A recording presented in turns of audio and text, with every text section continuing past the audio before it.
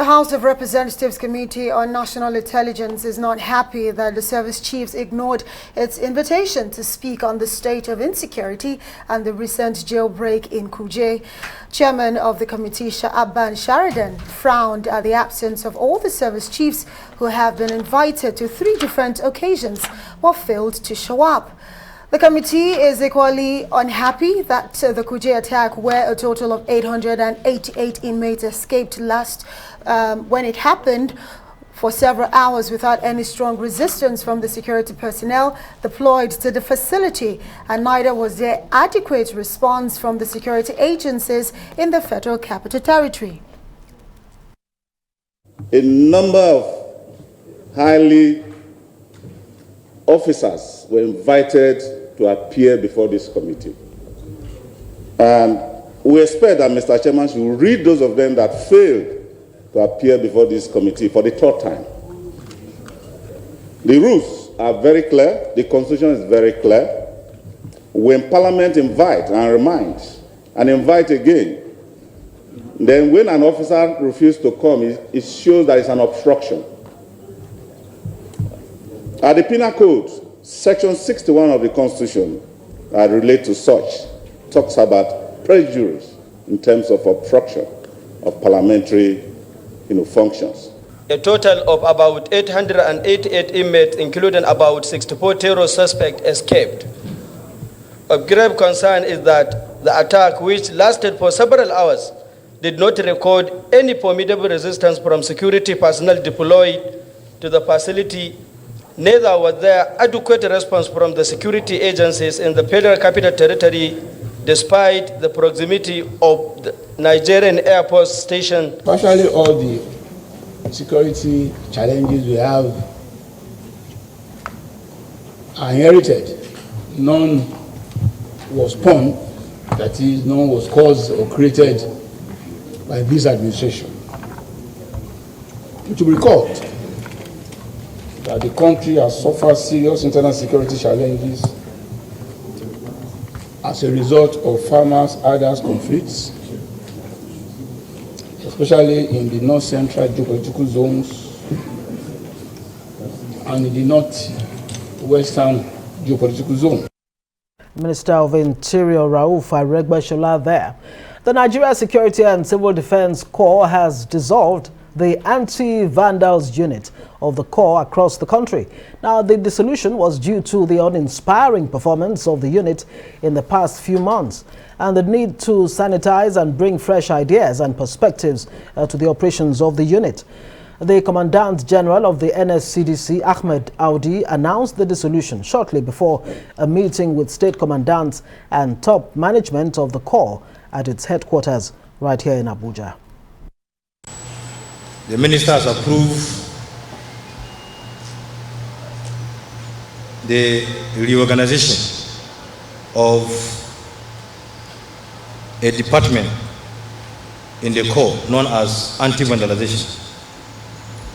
You are to note that all anti-vandal teams nationwide are hereby dissolved.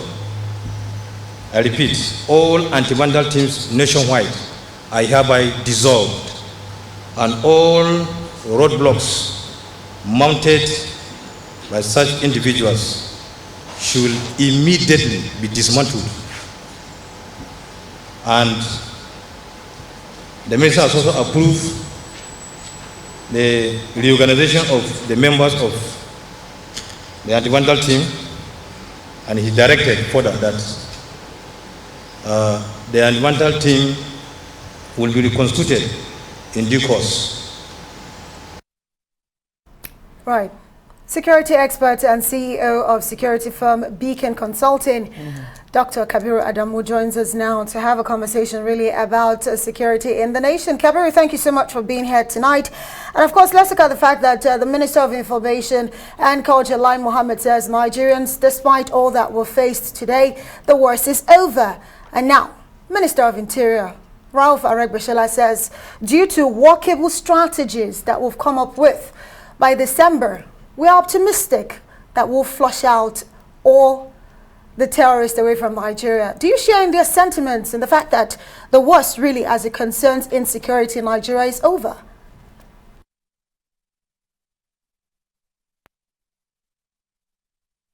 That we're hearing from, the cabinet ministers is a good thing that they're briefing Nigerians. But I think we must interrogate that statement. I am not in any doubt that if you go to a village in Basari, in Katsina, and you make that statement that you'll be pelted.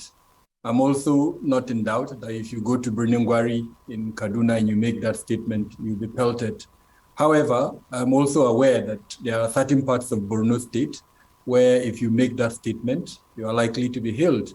So yeah, progress has been made in certain areas, but there is a lot more that needs to be done. I do not think we're at any stage where we should beat our chest and say we've achieved the objectives of our national security strategy or our national defense policies or strategies. Like you noted, I do run a consultancy.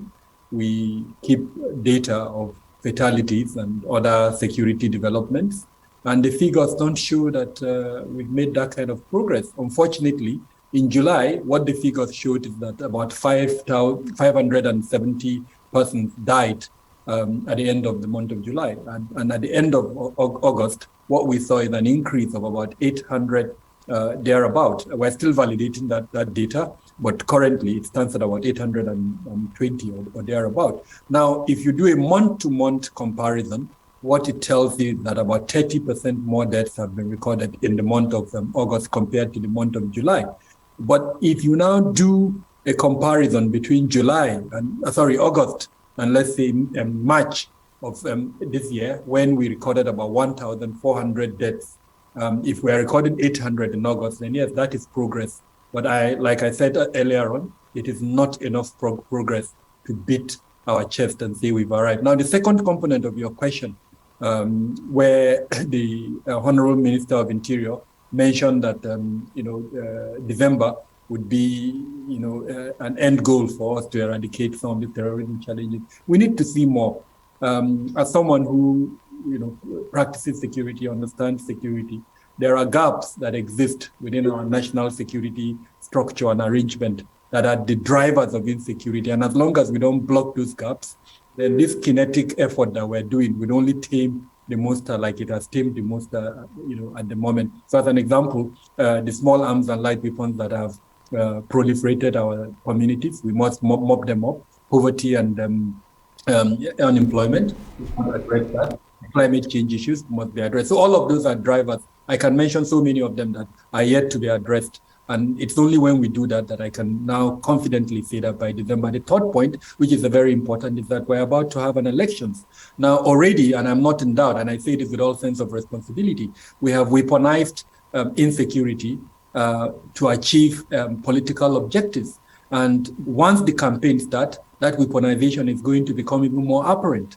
So I am hoping to hear from the echelons within our security architecture how they hope to tackle that issue. I know the Inspector General of Police has spoken abroad, but we would like to hear from them here in Nigeria what they would do to address and stop the weaponization of insecurity.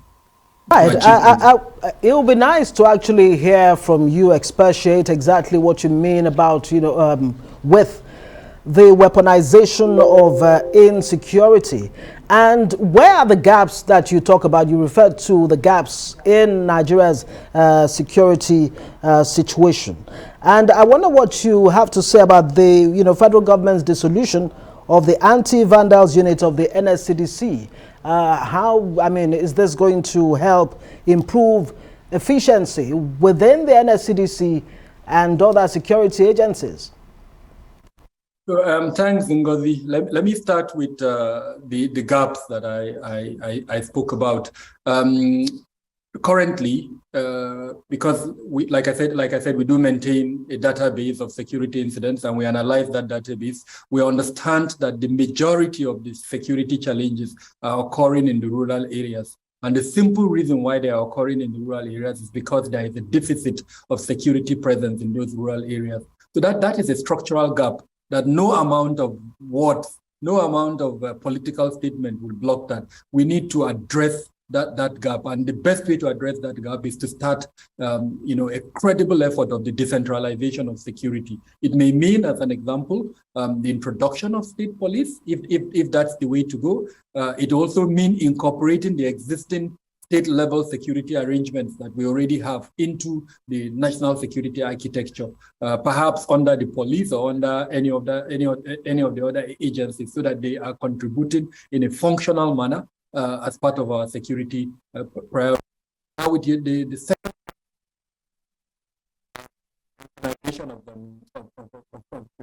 of security to achieve political objectives, there's enough evidence to show that certain elements within the country are using, insecurity, as it were, to achieve their political objectives. And the point I was trying to make is, once the campaign starts, the involvement of non-state actors to either deny or to create spaces for certain political advantages is likely to occur. So, as an example, anyone who is able to influence the activities of some of these non-state actors, including the terrorist groups, the bandit groups, all he needs to do is to unleash them in a particular area.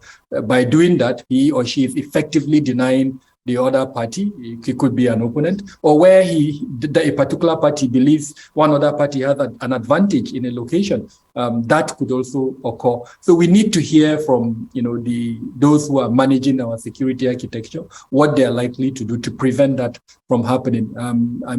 I would say with all sense of responsibility that INEC has been doing an amazing job in terms of ensuring that the Interagency Consultative Committee on Electoral Security is active.